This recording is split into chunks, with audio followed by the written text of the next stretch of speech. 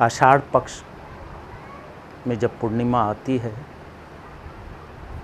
तो उस दिन गुरु पूर्णिमा का समाज के लोग सब लोग मनाते हैं।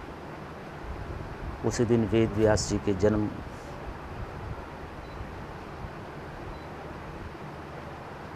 की क्रिया के द्वारा आषाढ़ पक्ष की पूर्णिमा हमारी गुरु की परंपरा की पूर्णिमा के रूप में समाज में हम लोग मनाते हैं। अब ये तो लंबी बातें हो गई, एक लंबी प्रक्रिया हो गई जीवन की।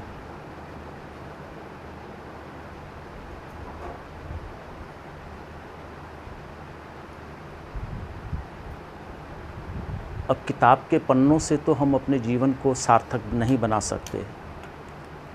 किताब के पन्नों के उस भाषा से कि भी गुरु पूर्णिमा चल रही है और हम लोग बस गुरु को ध्यान कर रहे हैं। मैं हमेशा कोई नई बात कहता हूँ। मैं इसलिए कहता हूँ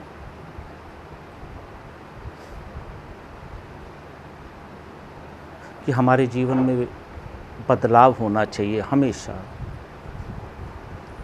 गुरु पूर्णिमा के दिन भी बदलाव होना चाहिए और हर पल हर क्षण बदलाव होना चाहिए।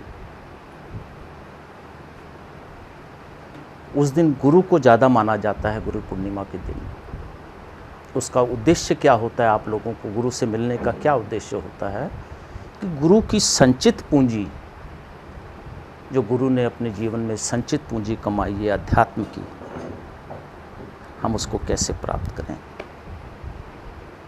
हम उसको अपने जीवन में कैसे लें, उस जीवन को कैसे जिएं जो गुरु ने उस संचित पूंजी को बांटने के लिए गुरु पूर्णिमा में हम लोग किस तरीके से उसको क्रिया को हस्तगत करें। अब इतना आसान नहीं होता कोई गुरु अपने अंदर की क्रिया को हर पल देता रहे। इतना आसान नहीं होता है तुम गुरु की किसी चीज़ को ले पाओ। इतना आसान नहीं होता गुरु जी के अध्यात्म क्रिया को, जो ब्रह्मांड से गुरु ने प्राप्त कर रखी होती है, सदगुरु ने जो वेद व्यास के रचित ग्रंथों के माध्यम से, गुरु के उन मंत्रों के माध्यम से, वो रचियाएँ जो जितनी भी ऋचिकाएँ होती हैं उनके माध्यम से सदगुरु ने जो प्राप्त कर रखी होती है, वो तुम्हें क्यों दे?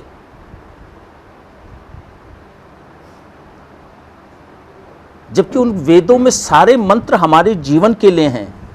उन वेदों के समस्त क्रियाएं जो हमारे जीवन के लिए हैं, चाहे भौतिक जीवन के लिए हो, चाहे आध्यात्मिक जीवन के लिए हो, चाहे पराविज्ञान के जीवन के लिए हो, चाहे मेडिकल के उसमें ये अणुविज्ञान के लिए हो, चाहे ये आयुर्वेद विज्ञान के लिए हो, ये समस्त क्रियाएं वेद व्यास जी की रचनाओं की रचिकाओं में हैं।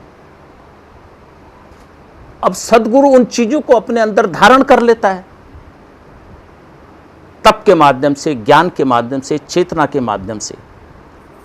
अब धारण कर देता है तो वो एक क्षण आता है, एक समय आता है जब उस गुरु पूर्णिमा का जब होता है, जो वेद व्यास जी की रचित वेदों के ग्रंथ, चारों ग्रंथों की जो रचिकाएं गुरु ने धारण कर रखी होती है, तो उस दिन उसके हृदय कमल से फूट फूट कर बाहर निकल जाती हैं। जब वो फूट फूट कर बाहर निकलती हैं तो किस में कितनी क्षमता होती है उस चीज को प्राप्त करे, किसमें कितना दमखम होता है, कितना खड़ा रहता है, किसकी रीढ़ की हड्डी में इतना दम होता है जो अपने जीवन को उस चीज को प्राप्त करे। और उस चीज को प्राप्त, चीज क्या मतलब, वो आध्यात्मिक क्रियाओं को प्राप्त करे, उस चेतना को प्राप्त करे। धर धर धर धर मैं बोलने वाला हूं, जो मैं बोलता हूं इतनी चेतना होती है, चेतना है। उस चेतना को कैसे प्राप्त करें? तो रिझाया जाता है गुरु को। तो गुरु पूर्णिमा के दिन गुरु को प्यार किया जाता है, गुरु जी को खिलाया जाता है। गुरु जी मैं, गुरु जी ये, गुरु जी मैं, गुरु जी मेरा ये कार्य है, गुरु जी का। क्योंकि जब वेद व्यास जी की चारों ग्रंथों में जो ऋचिकाएँ हैं वो सारे हमारे जीवन कल्याण के लिए हैं, तो गुरु ने धारण कर रखा है, तो हर व्यक्ति के लिए अलग अलग क्रिया होगी। ये तुम्हें मैं वो चीज़ बता रहा हूँ जो मैंने भोगी है। उस किताब को वहीं रख दो। मैंने किताब नहीं पढ़ी, मैंने कुएं में बाल्टी डाली, कुएं से बाल्टी डाली, बाल्टी जितनी नीचे करता गया वहाँ से जल लिया। पहले उस जल को मैंने खुद पिया, पीने के बाद उसको दिया। इसको गुरुत्व कहते हैं, इसको गुरु ज्ञान कहते हैं, इसको गुरु की चेतना कहते हैं। पहले गुरु पिएगा, अगर विष प्राप्त हुआ है तो पहले वो अपने गले में धारण करेगा। अगर अमृत की खान है तो वो अमृत सबको बांटेगा। अमृत क्या चीज़ है? यही तो अमृत है जो ये वेदों की रची हुई चारों ग्रंथों की ऋचाएँ हैं,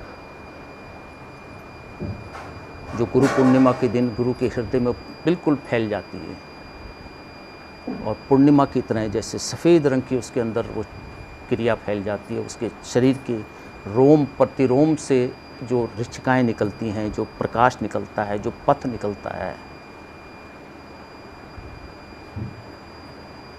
उसी को गुरु पूर्णिमा कहते हैं। पूर्णिमा मतलब प्रकाश। और जिस व्यक्ति के अंदर ये गुरु का प्रकाश अंदर जाता है तो उसको पथ की ज़रूरत नहीं होती है। अंधेरे में आपका पथ कदम, ना पथ नज़र आएगा ना कदम नज़र आएंगे, अंधेरा ही नज़र, फिर तुम टट। प्रकाश में क्या होता है, तुम्हें तुरंत पता चलता है कि मैंने अभी यहीं पाँव रखना है, अब यहाँ पाँव रखना है। इसको गुरु का प्रकाश कहते हैं, इसी को गुरु पूर्णिमा कहते हैं, इसी को गुरु ज्ञान कहते हैं, इसी को गुरु चेतना कहते हैं, इसी को अमृत खान कहते हैं। उसी में से कोई किरण निकलती है, वो अमृत बन जाती है हमारे जीवन की, और हमारे क्रिया योग को खड़ा करती हुई, हमारी चेतना को खड़ा करते हमें खड़ा कर देती है। इसी को गुरु पूर्णिमा कहते हैं। उद्देश्य ये होना चाहिए, उद्देश्य ये होना चाहिए जीवन का।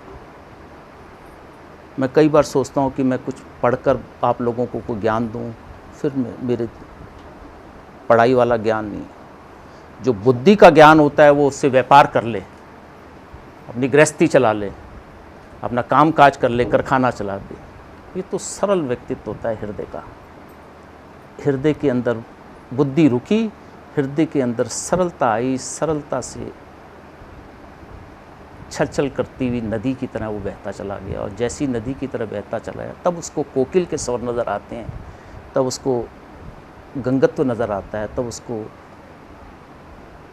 नदी की वो आवाज़ सुनाई देती है, तब उसको चिड़ियों की अंदर से चहचहाट समझ आती है, तब उसको नाद समझ में आता है, तब उसको ऋचिकाएँ दिखती हैं, फिर उसको दिखती हैं ऋचिकाएँ।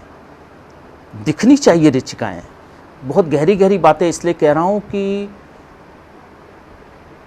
ये बातें कोई नहीं करेगा कहीं भी। मुझे कहीं कोई बातें नहीं करेगा इस चीज़ की।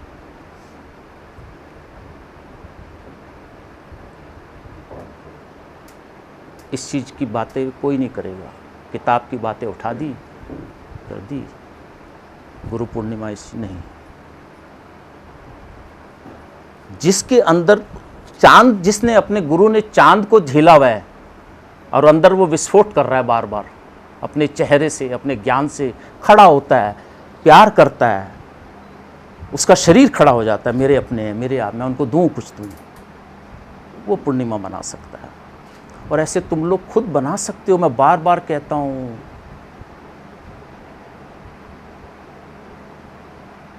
बार बार यही कहता हूँ मैं, ये तुम्हारे जीवन का गुरु का धरा है। ये पूर्णिमा कोई तुम्हारे पास भी आए कि मैं गुरु बन गया हूँ, मेरे पास क्यों आते हो? तुम्हारे पास भी कोई आए। ऐसी ललक होनी चाहिए जीवन में, ऐसी चेतना होनी चाहिए, ऐसा ज्ञान होना चाहिए, ऐसी ऊर्जा लेनी चाहिए गुरु से कि वो तुम्हें खड़ा कर, मुझे खड़ा करता है तो तुम्हें भी और जब तुम नहीं खड़े होते तो मुझे तकलीफ होती है कि क्यों नहीं खड़े होते यार, क्यों गिर रहे हैं, ऐसी क्या बात है? मैं बार बार तुम्हें खड़ा करने के लिए आता हूं कि खड़े हो जाओ, मेरे पास खड़े हो जाओ, बार बार इधर उधर। डरने की क्या जरूरत है? किस चीज़ से डरने की जरूरत है? मैं बैठा हूं तुम्हारे सामने, जिसके अंदर चेतना होती है वो खड़ा कर सकता है किसी व्यक्ति को, उसको गुरु कहते हैं, उसको सदगुरु कहते हैं। वो प्रकाश दे सकता है क्योंकि वो खुद खड़ा हुआ है उस प्रकाश में। वो देख अपनी दोनों आंखों से वो देखता है उसको, उस प्रकाश को देखता है, अंदर के प्रकाश को देखता है, और भ्रुकुटी के माध्यम से वो प्रकाश बाहर आता है, फिर उसमें वो चलता है। तुम्हारे अंदर भी ऐसे भ्रुकुटी के माध्यम से बाहर प्रकाश आना चाहिए। अगर भ्रुकुटी के माध्यम से बाहर प्रकाश नहीं आता तो तुम्हें पथ कैसे मिलेगा, गुरु का प्रकाश कैसे मिलेगा? गुरु का प्रकाश मतलब तुम्हारे अंतर्गत अवस्था का जो प्रकाश है भ्रुकुटी के माध्यम से बाहर आना चाहिए, पथ होना, और पथ में उसकी लाइट पड़नी चाहिए, तब तुम्हारा गम्य पथ बनता है। तब शिष्य की सार्थकता होती है, तब गुरु की भी सार्थकता होती है कि मैंने शिष्य खड़ा कर दिया। शिष्य की भी सार्थकता होती है, मेरे गुरु ने मुझे खड़ा कर दिया। नहीं तो शिष्य भी गलत और गुरु भी गलत। अगर गुरु खड़ा नहीं कर सकता किसी शिष्य को, वो बता नहीं सकता कि उसके मार्ग क्या है, तो अंदर तक जाने की क्रिया को गुरुत्व, अंदर तक ले जाने की क्रिया को गुरुत्व कहते हैं। जो गुरु शिष्य के अंदर तक चले जाए, बार बार तुम्हें ले जा, बार बार तुम्हें आंखों के माध्यम से अंदर तक ले जाता हूं कि तुम खड़े हो और भ्रुकुटी के माध्यम से तुम्हारे अंदर से प्रकाश है, झंझनाता है, तुम देख पाओ। ये दोनों आंखें तो तुम्हें ये देख पाएंगी कि ये हैं, बट ये गुरुजी हैं, ये गुरुजी की फोटो। फिर गुरुजी की फोटो को कैसे देख पाओगे आप? जब तुम्हारे अंदर से गुरुत्व बाहर आएगा, ये गुरुजी हैं, मेरे गुरु ये रहे, ये नारायण दत्त श्रीमाली जी हैं। वो प्रकाश बाहर आना चाहिए, वो चेतना बाहर आनी चाहिए, वो गुरुत्व बाहर आना चाहिए, तब वो गुरु पथ बनता है, तब वो पूर्णिमा होती है, उसको गुरु पूर्णिमा कहते हैं।